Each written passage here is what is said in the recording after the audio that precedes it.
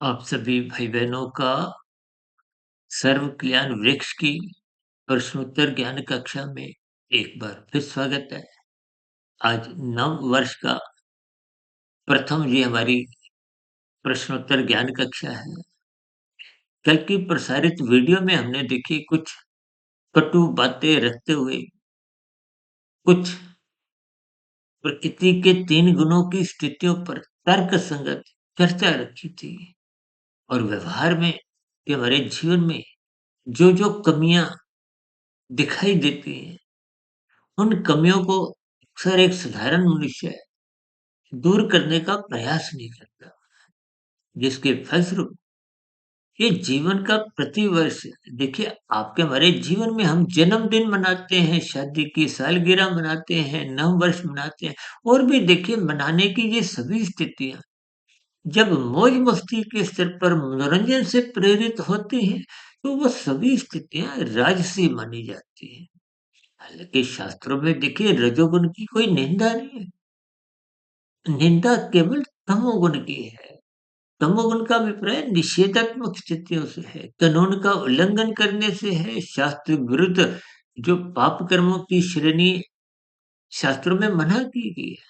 विशेष रूप से भागवत पुराण में दूत कीड़ा, मद्यपान, स्त्री संग, हिंसा और अनीतिगत कार्यों से कमाया गया धन ये निंदनीय स्थान है।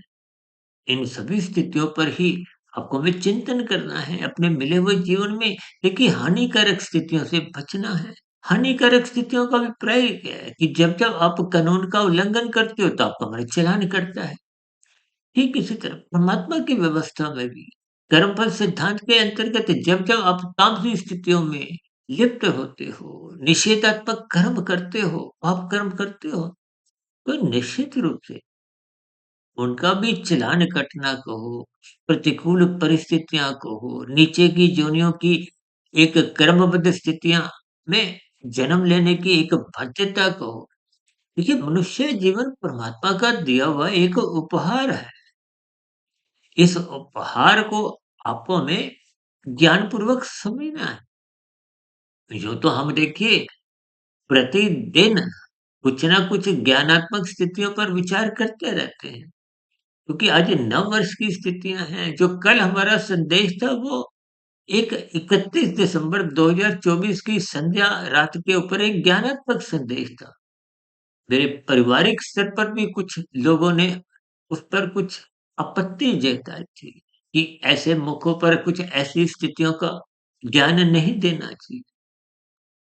देखिए, हम सभी भाई-बहनों को हालाँकि हमने देखिए आज सुबह की जो ब्रह्म मुहूर्त ज्ञान उपदेश कक्षा में एक नव वर्ष की शुभकामनाएँ आप सभी भाई-बहनों को पहले भी दी और दिन में हमने जो एक ज्ञान संदेश में कुछ साधारण एक मनुष्य के जीवन की जो कमजोरियाँ हैं, कि मनुष्य बार-बार गलतियाँ करता है, उस पर कुछ चर्चा रखी थी।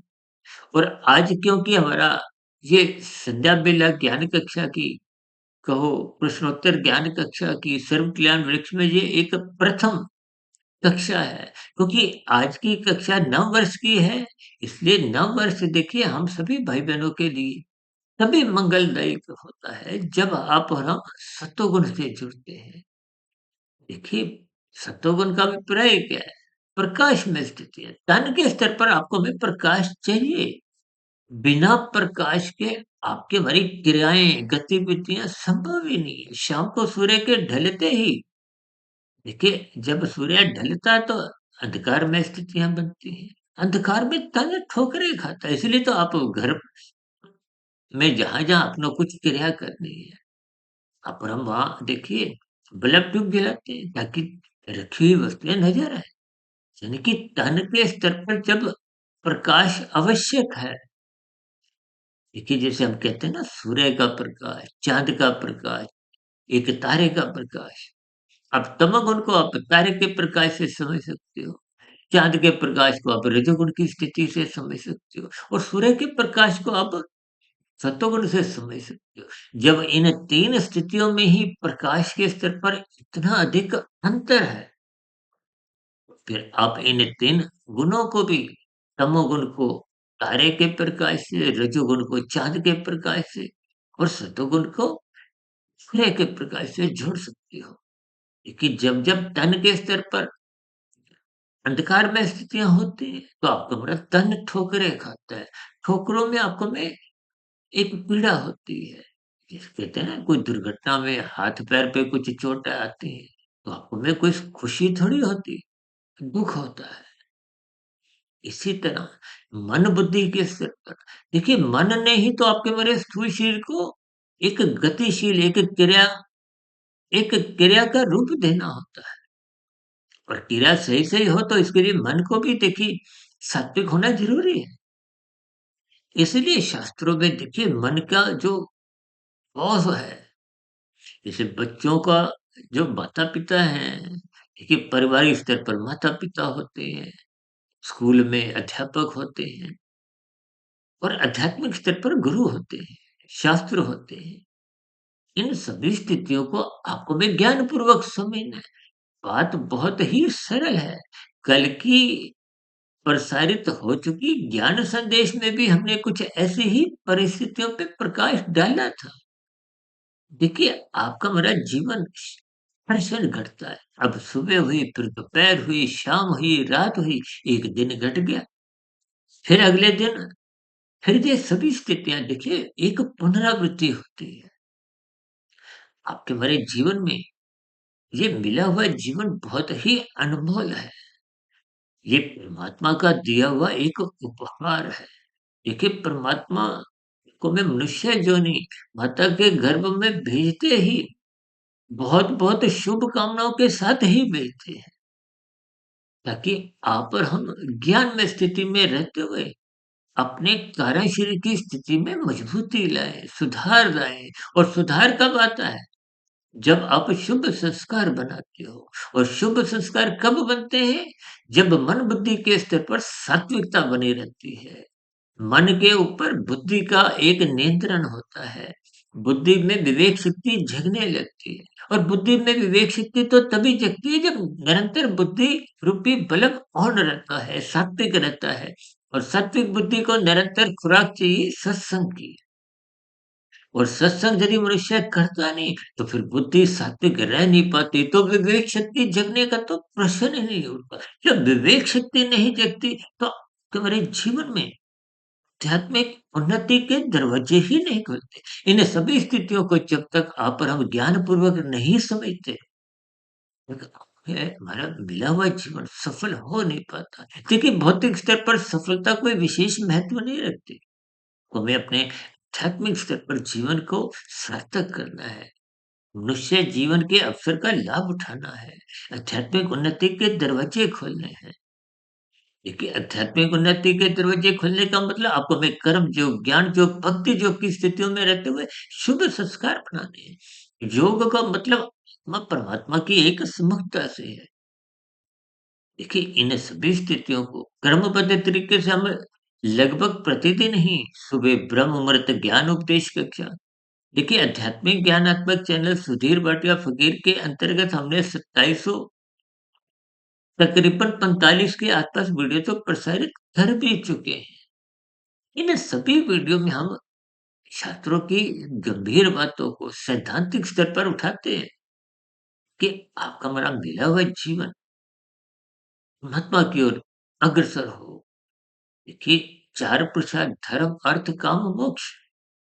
धर्म जब तक प्रथम स्थान पे नहीं रहता, तो ये अर्थ और काम फिर मर्यादित नहीं रहते। इसलिए कहते हैं धर्म प्रथम स्थान पे रखो। धर्म का अभिप्राय सत्वगुण से है। और सत्वगुण मजबूत तभी होता है जब आप ब्रह्म मुहूर्त में उठते हैं। जब आप रजोगुण में ही छलांगे लगाते हो, तो रजोगुण बिगड़ता-बिगड़ता सत्वगुण का पकड़ा हुआ हाथ छूट जाता है। धर्म कमज़ोर हो जाता है और मनुष्य फिर तमोगुण में गिर जाता है। फिर अर्थ और काम नाचने लगते हैं। ये नाचते-नाचते कब कितने कानून का उल्लंघन करवाते हैं, कब कितने पाप कर्म करवाते हैं, मनुष्य को इसका बोध नहीं रहता। इसलिए मेरी आप सभी भाई-बहनों से हाथ जोड़ के विनती है, नव वर्ष 2025 का आगमन हो चुका है। इस वर्ष को सदुपयोग करें, अपने मिले हुए जीवन में धन कमाएँ अपने स्वयं की आवश्यकताओं के लिए, परिवार का लालन-पालन के लिए, समाज के प्रति जो आपके हमारे दायित्व हैं, उनको निभाने के लिए, लेकिन फिर भी ये रजोगुण मर्यादा में रखिए। क्योंकि कमरा मिला हुआ जीवन रजोगुण मात्र एक जीवन एक ज़ीरो की स्थिति है, खाया-पिया बराबर।